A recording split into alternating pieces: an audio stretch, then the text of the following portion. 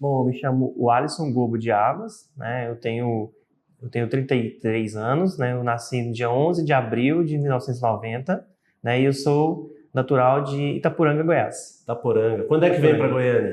Eu vim depois que eu terminei o ensino médio, né, em 2007. A partir daí, comecei minha jornada aqui na capital de Goiás.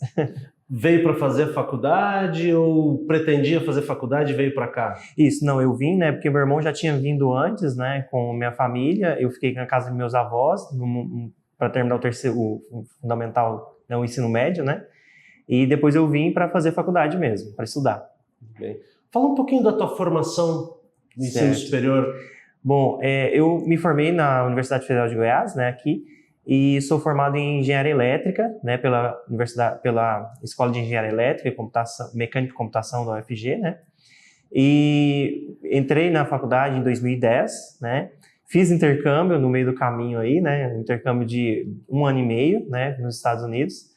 Voltando, finalizei minha graduação, né, e comecei a minha pós, que é o meu mestrado, na área de sistemas embarcados, que é a minha área, né, de robótica, aqui na mesma UFG, né, e terminando no finalzinho de 2018, né? Na verdade, eu iniciei em 2018, finalizei no finalzinho de 2018, que foi justamente o período que eu comecei aqui. De lá para cá, né, eu comecei a minha jornada empreendedora aqui. Muito bem. Aí, agora fiquei curioso e acredito que quem está nos assistindo também, sobre essa sua imersão nos Estados Unidos, no exterior. Poderia comentar um pouquinho como é que foi? Tu tinha intenção de ir para o exterior? Quando eu comecei a faculdade, nenhuma pretensão, né? Então, eu participei de um programa do governo federal chamado Ciências Sem Fronteiras, né? Ganhei uma bolsa de estudos. A princípio era para ir para Portugal, né? Por causa da língua, né? Eu achei mais fácil me candidatar para Portugal. Mas aí, no meio do caminho, o governo surgiu oportunidades, né? Ofereceu outras bolsas de estudos.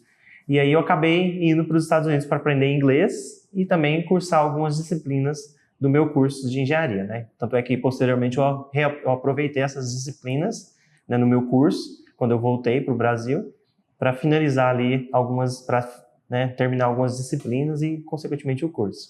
Com essas principais dificuldades, assim, dos meninos aí que estão querendo fazer imersão no exterior, quais foram as principais dificuldades que tu enfrentou? A principal dificuldade, com certeza, é a língua, né? Então, porque o programa em si ajudou bastante no sentido da permanência na faculdade, né? O próprio pessoal da universidade ajudou bastante os estrangeiros que estavam ali, não era só brasileiros que estavam, tinha, né, alunos de todo o mundo lá. Então, a adaptação em si com a cultura foi tranquilo, mas o principal mesmo foi a língua, porque eu fui justamente para estudar 6 meses de inglês, para depois começar a fazer algumas disciplinas, né? Então eu fui literalmente com o inglês do ensino médio, digamos assim, eu não fiz nenhum tipo de curso de inglês para poder ir, então eu fui cru mesmo, né? Assim, acabou que aprendi bastante, né, nesses 6 meses, né? Meu nível de inglês subiu consideravelmente, porque antes de ir eu tive que fazer uma prova antes e uma prova depois, então acabou que foi muito proveitoso para mim. E como é que chega no SEI para fazer empreendedorismo, para desenvolver o seu trabalho na sua empresa? A empresa já existia ou ela foi germinada, digamos assim, no SEI? Então, a empresa já existia antes, né? Na verdade, é interessante citar de onde surgiu a empresa, né? A ideia, né? Então, durante a faculdade, a UFG ela tem um grupo de robótica, né? Chamado Pequim Mecânico. Eles estão na faculdade de engenharia, né? Surgiu por intermédio de alunos, né? Eu, inclusive, tenho orgulho de dizer isso porque eu fiz parte desse grupo durante alguns anos, né? E dentro desse grupo, a intenção era que os alunos pudessem pôr em prática os conceitos utilizados ali, né, e aprendidos durante a graduação, né? E como surgiu por alunos, acho que a ideia foi muito boa, muito aceitada, né, tanto pela diretoria lá da Faculdade de Engenharia. E até hoje o grupo existe, né, muitos calouros, né? Então tem um vínculo hoje pequeno, mas eu ainda tenho com o pessoal. E durante a minha permanência nesse grupo, né, eu literalmente me apaixonei por robótica. Isso vem desde criança, na verdade, né? De desmontar coisas, tentar arrumar eletrônicos, desmontar para ver o que tem dentro. Então, a minha ideia surgiu, né, dentro do Pequi Mecânico, porque lá a gente participava de campeonatos de robótica, construía protótipos de robôs, desde humanoide até robôs que jogam futebol de robôs. Então, a gente acabou trazendo essa ideia de robótica educacional para se tornar uma empresa, né? Então, durante o meu período, né, de permanência no Pequi Mecânico e também no meu período de estágio, né, que eu comecei a ministrar aulas através do meu estágio, né? Apesar do meu curso ser bacharelado, né, acabou que a robótica eu aprendi muito, né, principalmente a parte de ensinar em si, né? Eu aprendi muito durante esse meu estágio e aí acabou que eu me apaixonei por essa área, né? Então, surgiu a ideia então, de criar uma empresa que oferecesse, né, esse tipo de serviço, né, de robótica educacional, um ensino mais voltado para a prática, né, o aluno poder montar ali um robozinho, aprender alguns conceitos, claro que não é muito avançado, né, por causa da faixa etária, mas acabou que a gente conseguiu formatar um material que pudesse ser utilizado ali para ofertar algum tipo de serviço para as escolas aqui da cidade de Goiânia, né? E a experiência da incubação aqui foi frutífera? Não, com certeza. Porque antes, o que a gente tinha, né? A gente tinha uma ideia, a gente tinha a vontade de trabalhar, né, nessa área. E quando eu falo a gente, né, porque durante esse período do Pequi Mecânico, né, eu tinha um colega de faculdade, né, ele se chama Thiago Henrique, e ele também ministrava aulas de robótica, mas por si só, né, ele trabalhava em algumas escolas, e aí a gente juntou, né, e falou, por que não? Por que a gente não une forças para criar uma empresa, né, de robótica educacional? Ele ministrava aula, eu também, então a gente juntou e conseguimos abrir a empresa, né? A princípio a gente abriu uma MEI, né? Só no nome de um dos sócios, né? Um deles, por causa de questão de taxas, que estava começando, né? Então a gente achou por bem abrir um MEI, né? Porque tinha uma taxa fixa ali por mês, né? E a gente conseguiu alguns clientes. Não era tão, digamos assim, profissional, né? Mas era o que a gente tinha no momento. E o SEI veio para acrescentar, né, nessa questão da formação dos sócios, na formação da empresa, né, na criação de processos da empresa. E a gente conheceu o SEI, né, através, inclusive, de alguns integrantes, né, da Escola de Engenharia, lá do Pequi Mecânico, que eles tinham uma empresa incubada aqui, né. Era o pessoal da Rede Engenharia, né, então a gente conhecia os sócios porque eles faziam parte também, inclusive dessa empresa foi um dos fundadores do Pequi Mecânico, né? Tinha dois ou três integrantes dessa empresa e eles abriu como se fosse assim a nossa mente, né? Digamos assim, porque eles empreendiam, né? Criavam ali protótipos de robôs para a indústria, né? E aí a gente falou, por que não, né? E a gente começou a procurar informações, o que é o SEI, para que ele serve, qual que é a ideia, né? Qual que é a ideia que eles passam para poder ajudar as empresas, né? Então a gente teve o contato, a princípio do SEI foi a partir desses integrantes lá do Pequi Mecânico, né? E aí daí então, a princípio a gente procurou ajuda com o Sebrae, né? Para abrir, por exemplo, principalmente para abrir o MEI, né? A gente não sabia como que funcionava. E o Sebrae é muito interessante que ele tem alguns programas ali de ajuda que são gratuitos, né? Você pode marcar uma reunião com eles, ir lá, eles te ajudam bastante nesse sentido. E ajudou a gente, né? Nessa questão burocrática, qual o KNAI correto para abrir da empresa, né? Então, nos auxiliou nesse primeiro momento, né? E posteriormente, então, a gente resolveu, então, submeter um edital, né? Aqui do SEI, e foi já direto para incubação, né? Então, tinha essa modalidade na época, e a gente nos candidatou para ser incubado diretamente, né? Para ter um local físico, para poder trabalhar, né? Que a gente chama nosso laboratório, né? De desenvolvimento. Então a gente não precisava de um lugar tão grande assim. Na verdade, a gente precisava mais de uma consultoria, como se fosse uma ajuda mesmo para, principalmente, como eu já mencionei, para formar o empreendedor, porque a gente não sabia fazer um fluxo de caixa, a gente não sabia fazer um programa de marketing adequado para a empresa, uma divulgação correta, e principalmente também como chegar no cliente, né? Como apresentar uma proposta, né? Como formatar ali escrito, né? E apresentar, fazer um pitch para o cliente. Então isso tudo veio, né? A ideia de conseguir isso através do SEI. E consequentemente foi o que a gente conseguiu aqui, né? Não sei. Se a gente puder relembrar a data do edital, quando que tu começa aqui, né? Tu e o Thiago, no princípio, no começo.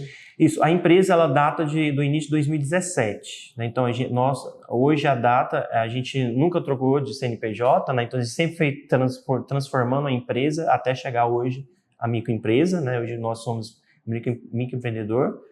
Então, a empresa ela foi fundada em fevereiro de 2017, antes do SEI, né, como MEI, e posteriormente ela foi transformada em microempresa justamente por causa do faturamento o faturamento aumentou, né, então já não enquadrava mais no MEI, e a gente teve que, por uma felicidade, inclusive, teve que trocar o formato da empresa, né, então, e aí a partir daí, né, a gente entrou no SEI no finalzinho de 2018, né? Finalzinho de 2018, ficamos incubados por 2 anos, mais um ano de estendeu, né? A gente conseguiu estender por mais um ano, que estava em contrato, inclusive, isso, né?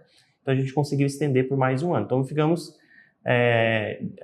de fato, 3 anos, né, incubados no SEI. E aí esse momento de agora, 2023, como é que é o teu enquadramento no SEI? E quais são as características dessa parceria atualmente?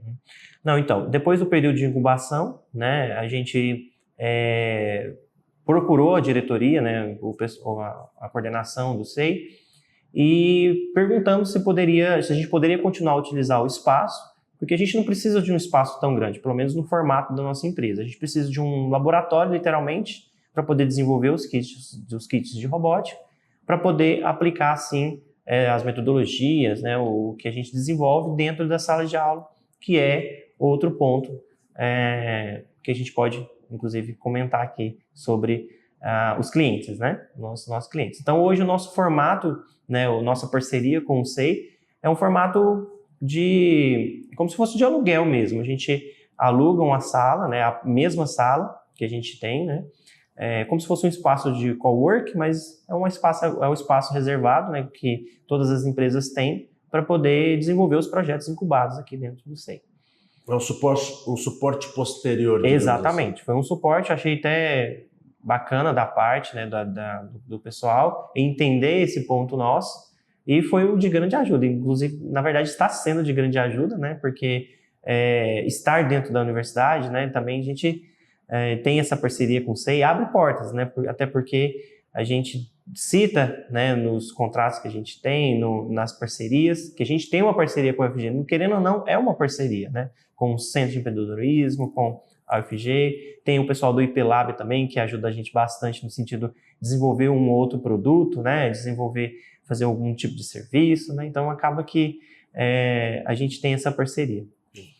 Se tu puder comentar agora a respeito da empresa em si, começando pelo nome, JumperBot. Isso, JumperBot. JumperBot. Isso. Por que esse nome?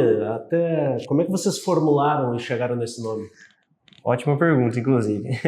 Então, para escolher o nome da empresa foi muito trabalhoso, digamos assim. A gente fizemos vários brainstorms, inclusive alguns integrantes do Piqui Mecânica, como eu já citei, né? A gente procurou ajuda com colegas, né, da mesma área e fizemos como se fosse um brainstorm. Surgiu nomes de todo calibre ali, digamos assim. Mas por que JumperBot? O bot, né, como é de robótica, já vem de robot, né? Então o bot vem daí. E o Jumper, ele vem de um dos componentes utilizados no robô, né? Então, para fazer ligações elétricas no robô, a gente usa fios, né? Pequenos fios. E esses fios, né, em inglês, né, na área de robótica, eles se chamam jumpers, né? Então, um jumper, na verdade, é um fio que liga um ponto ao outro, né? Que leva energia, dados, informações de um ponto ao outro.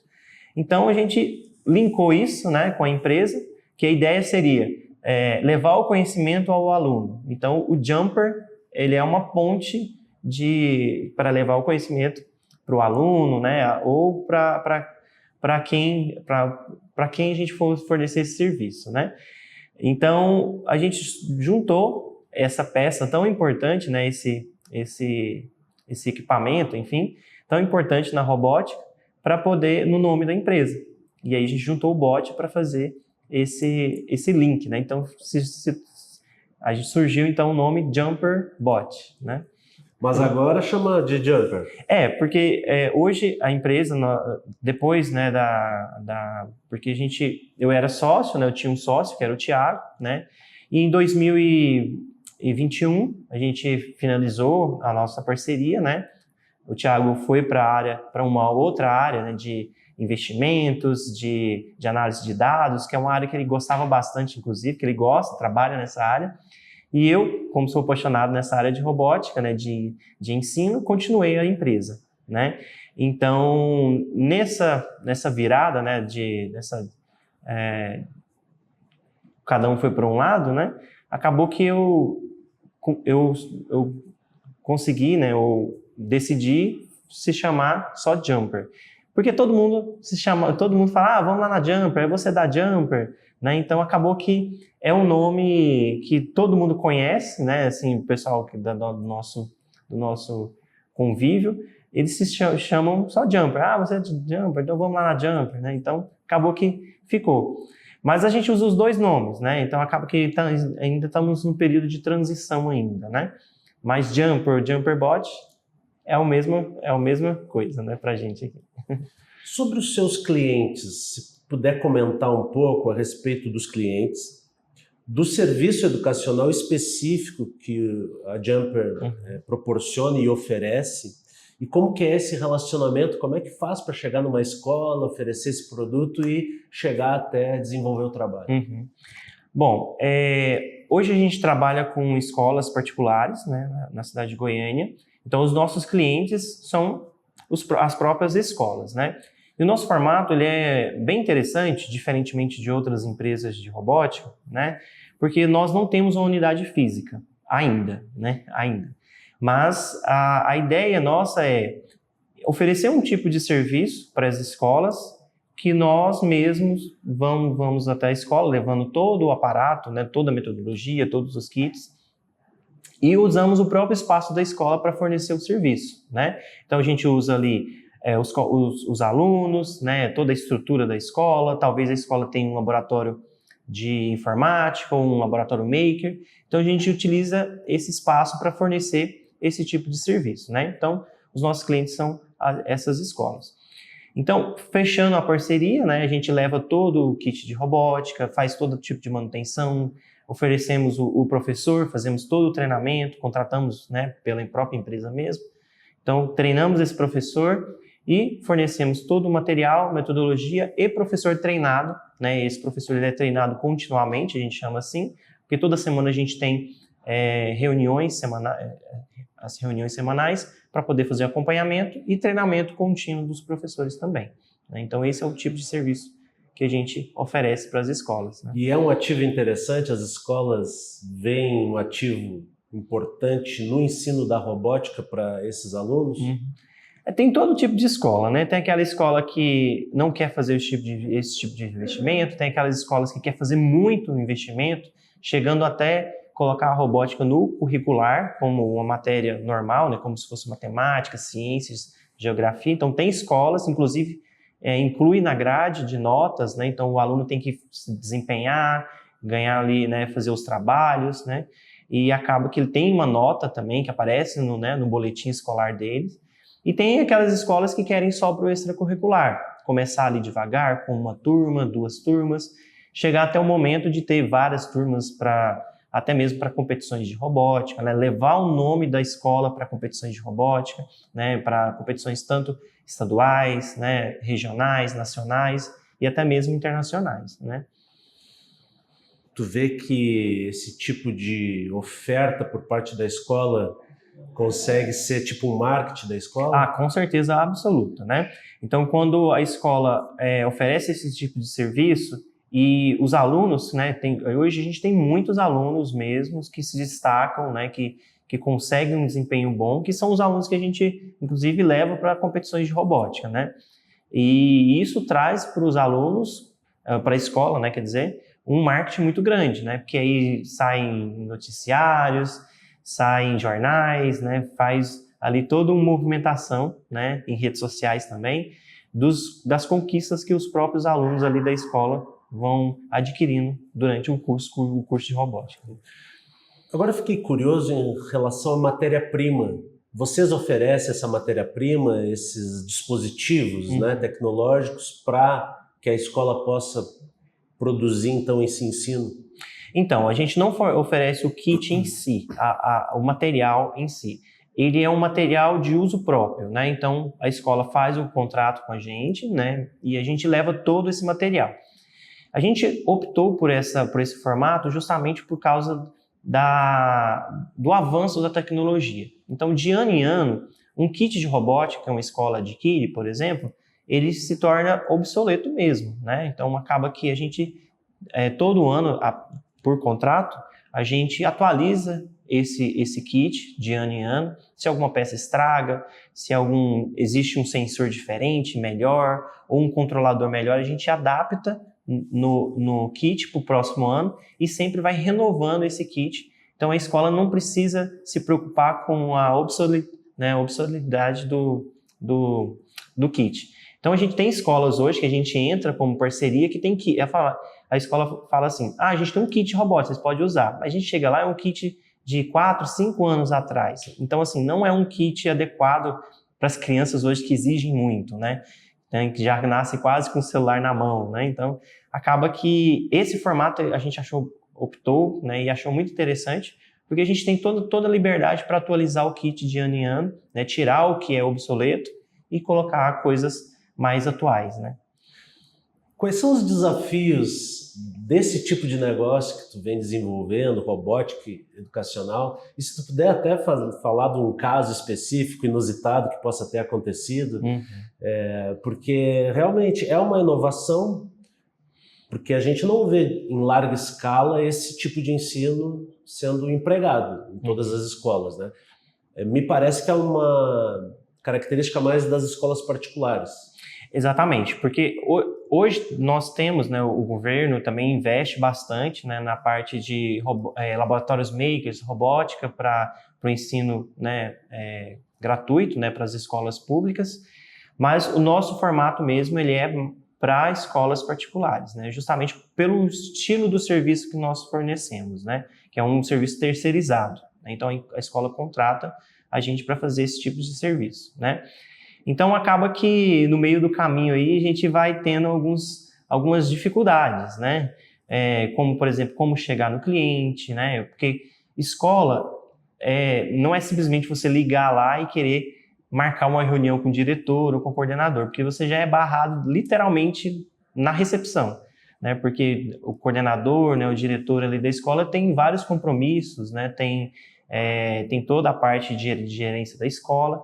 E, literalmente, eles são, as pessoas da recepção são categóricos, né? Então, eles já cortam, tal pessoa não pode atender, manda um e-mail para tal e-mail e acaba que nunca é atendido, né? E pegando esse gancho, né, para alguns fatos interessantes, né, do início da empresa, a gente justamente esbarrou nesse ponto, né, de a gente conseguir uma lista, né, através de algumas entidades do governo, né? É gratuito na internet. A gente conseguiu de todas as escolas particulares de Goiânia, né? Endereço, o nome, endereço, né?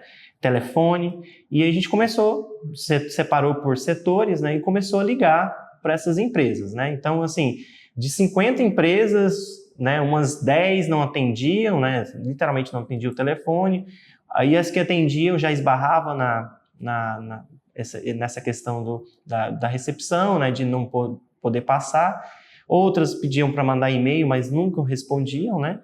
E aí a gente pensou, poxa, vamos criar como se fosse uma rota ali do Google Maps e sair andando mesmo assim, passando de escola em escola, sem comunicar nada, sem marcar nada, para tentar alguma coisa com as escolas, né?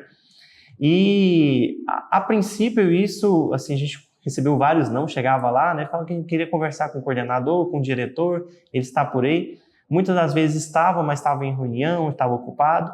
E a gente conseguia 1 ou 2 assim, encontros por dia, né? Já chegava, já conseguia. Mas a experiência, né, não era tão grande assim, né? Estava no começo.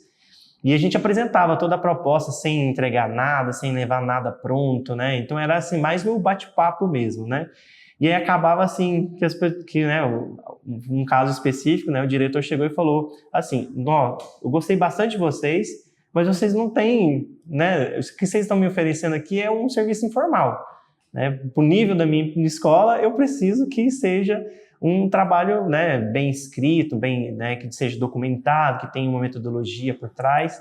Então acabou que a gente teve essa dificuldade, né? Foi até engraçado, depois a gente saiu rindo, né?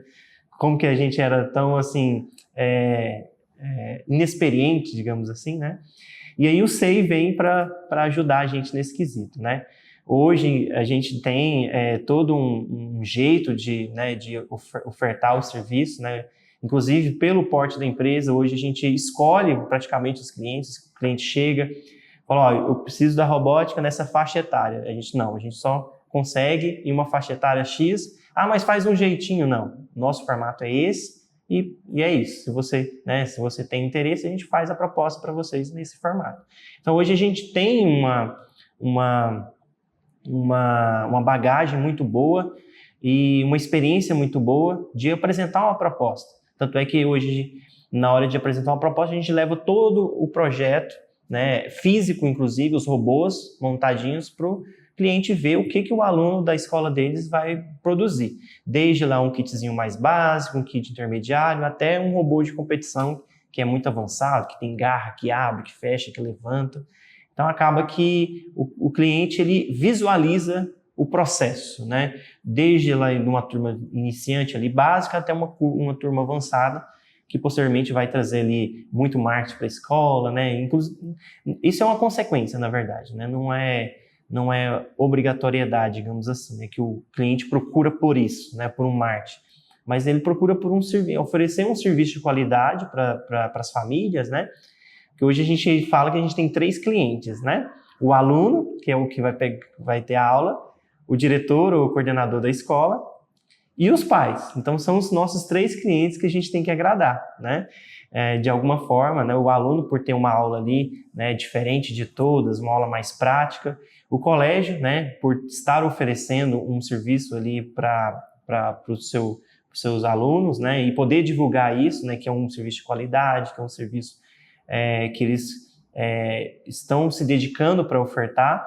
E os pais, que querem ver os resultados dos filhos, né, querem ver a evolução dos filhos, ver ali, tem as feiras de ciências que a gente participa, aí os pais vão para ver o resultado, os robozinhos funcionando, né? Então isso é muito, muito gratificante, né? Então a gente tenta, né, o máximo possível agradar esses 3 clientes, né, digamos assim. Alisson, se a gente puder fazer um recuo histórico agora, para tentar identificar aonde que surgiu aí o empreendedorismo na tua vida. Tu teve alguma inspiração de família? De repente alguma inspiração extra-família antes do ensino superior? O que o SEI contribuiu para isso? Como é que tu enxerga isso? Ótima pergunta, inclusive. Então, desde pequeno, né, o meu pai, hoje já falecido, mas ele nunca trabalhou para outras empresas, sempre trabalhou por conta própria, né? Ele era tapeceiro, né? Então ele mexia com reforma de sofás, de cadeira, essas coisas, banco de carro. Então ele sempre trabalhou por conta própria, né? E eu gostava bastante disso porque ele tinha, por um lado, bastante liberdade, né? se ele quisesse trabalhar um dia, se ele quisesse trabalhar outro dia até meia-noite, 1h da manhã. Então eu gostava dessa flexibilidade, né? Não quer dizer que o empreendedor não deva ter ali os seus horários certinhos. Mas acaba que isso, eu acredito que seja um ponto importante para ter me influenciado a seguir a carreira de empreendedor, né? Então, de lá para cá, né, eu sempre quis ter a minha oficina, digamos assim, né? Hoje eu tenho o meu laboratório maker, né, que eu considero um laboratório, né? Mas futuramente eu quero ter um mais avançado, eu quero ter mais equipamentos. Então, e veio disso, sabe? Desde criança, de poder estar ali na oficina do meu pai desmontando alguma coisa, né? Pegando um aparelho de som velho, desmontando, ver o que tem dentro, se tem um motorzinho, uma luzinha e construindo outras coisas, né? Então veio disso. Eu acredito que o meu, digamos assim, espírito empreendedor veio dessa experiência que eu tive, né? Desde pequeno, né? Com o meu pai trabalhando por conta própria, né? Sendo ali trabalhando por conta própria, né? Como é que é o nome do teu pai? Meu pai se chamava Leone. Leone. Qual é o nome completo? Leone Alcide Águas. Só para a gente fazer o devido registro documental. Voltando para a questão do empreendedorismo, neste ponto que fazem alguns anos que tu já desenvolve um trabalho de empreendedorismo, já tem uma certa experiência, vale a pena empreender? Digo que depende do perfil da pessoa, né? Então, para mim, foi assim, eu não me vejo trabalhando, né, de outra forma. Tanto é que hoje, quando alguma empresa, né, hoje a gente tem, como a gente oferece muito serviço para várias escolas, algumas até oferecem, você não quer ser contratado pela nossa empresa para ter exclusividade, né, contratado ali como CLT mesmo. E eu vejo assim que para mim não é algo assim que é interessante. Tem pessoas que, né, se gostam, né, desse tipo de vínculo com a empresa, mas empreender hoje, se você quer crescer, se você quer ali poder trabalhar, como eu disse, né, até meia-noite, ou um outro dia você quer descansar, o empreendedorismo te dá essa liberdade, né, de você poder trabalhar dessa forma. É claro que quando você vai empreender é algo que você gosta, né? Então eu sou apaixonado por robótica, é algo que eu gosto muito, né? E vale muito, né, a experiência de você poder construir ali uma empresa do zero, você vê a empresa crescendo, né? Hoje eu olho para trás e vejo como eu comecei, né, ali indo de escola em escola, andando na rua mesmo, como eu disse, né, um trajeto no Google Maps ali de escolas na mesma rua, e hoje como que é o formato que eu estou, né, até chegar hoje, né? Então vale muito a pena, assim, indico, né, se você tem a qualidade, né, se as pessoas que estão assistindo têm como eu posso dizer, essa vontade, né, de ser empreendedor, eu digo que vale muito a pena. Como é que se a gente puder fazer aqui uma previsão, uma projeção, como é que tu te enxerga daqui a 10 anos? Ainda na Jumper? Como é que tu prevê isso? Hoje eu tenho uma participação muito grande no quesito de ministrar aulas, né? Então, quase que 50% das aulas, né, das escolas que eu tenho parceria, eu tenho ali como se fosse um pezinho para ministrar uma aula ou duas, né, ou uma série de turmas. Então, daqui a 10 anos, eu pretendo, né, diminuir um pouco essa minha participação nas aulas e ficar mais para a parte de gerência da empresa em si, né? Hoje isso é necessário, por quê? Porque eu utilizo isso como forma de inspiração para a criação de novos produtos, né, para utilizar em sala de aula. Então, hoje, a maioria dos kits de robótica que a gente utiliza foi de inspiração que eu tive dentro de sala de aula. Porque eu via a necessidade e falei, poxa, isso aqui daria para criar um projeto. Então eu criava um projeto e aplicava dentro de sala de aula, né? Então todo o formato da metodologia que a gente utiliza, a gente utiliza a gamificação em sala de aula, né? Então isso tudo veio de inspiração que a gente teve, né, dentro de sala de aula. Então daqui a 10 anos, né, eu espero, né, né? Eu tenho trabalhado muito para isso, que é ter a minha própria empresa, ter a minha própria local físico, né? Uma escola de robótica, né? Aqui na cidade de Goiânia, e ter um laboratório maker, né, lá, para ser como exemplo. O formato em si que eu trabalho hoje, que é um serviço terceirizado para a escola, é um formato muito interessante, né? Eu quero continuar com esse formato, né? Eu acho que é por esse caminho, né? Porque a escola tendo ali o próprio aluno dentro da própria escola, no seu ambiente escolar, né? O pai já deixa de manhã para ficar um pouquinho mais à tarde ali, então o aluno já fica na escola o dia inteiro para poder estudar. Esse formato eu não quero mudar, eu só quero ter um local, né, uma escola, até mesmo para os diretores, coordenadores das escolas poderem ver o que eles podem implementar dentro da própria escola, né? Então a minha ideia, né, nos próximos anos aí, espero que dê certo, é que eu tenha um local físico, né, uma escola de robótica física, para servir como modelo para as escolas poderem replicar dentro da sua própria escola e continuar esse serviço de parceria, né? E é claro, né, deixar um pouco, acredito que eu nunca vou conseguir deixar de ministrar aula, mas deixar um pouco, né, para ficar mais na parte de gerência da empresa, né, de coordenação ali, de treinamento de professores. Então, acredito que seja isso. Sobre a sua experiência do SEI, o senhor poderia citar algumas pessoas que foram seus colegas e que já se graduaram? Se tu consegue lembrar de alguém? Bom, nesse momento eu consigo lembrar quem me inspirou, né, que é o pessoal da RID Engenharia, né? Então eles me inspiraram bastante, né, tanto eu quanto o meu ex-sócio, a empreender, né, a criar uma empresa, incubar a empresa aqui, criar todo o projeto para empreender. Então eu lembro deles, eu lembro da época que a gente entrou também, o pessoal as meninas da Biogin, né? Então elas, se eu não me engano, elas são da mesma época, né? Hoje ela tem toda a empresa formatada delas. Acho que seja as duas empresas que eu me recordo aqui na memória por agora. Também. E para a gente já se encaminhar mais para o final, o que significa o SEI para ti? Assim? Hoje a Jumper é o SEI, eu digo assim, né? Porque todo o conhecimento que a gente adquiriu aqui dentro, né? Da questão das formações, né? Desde lá de cursos de propriedade intelectual, de marketing, de gerenciamento financeiro, né? De fluxo de caixa, né? Então, todos esses cursos, né? Formatou, né? Lapidou a Jumper para o que ela é hoje, né? Então, eu acredito que o SEI ele tem um papel muito importante, né?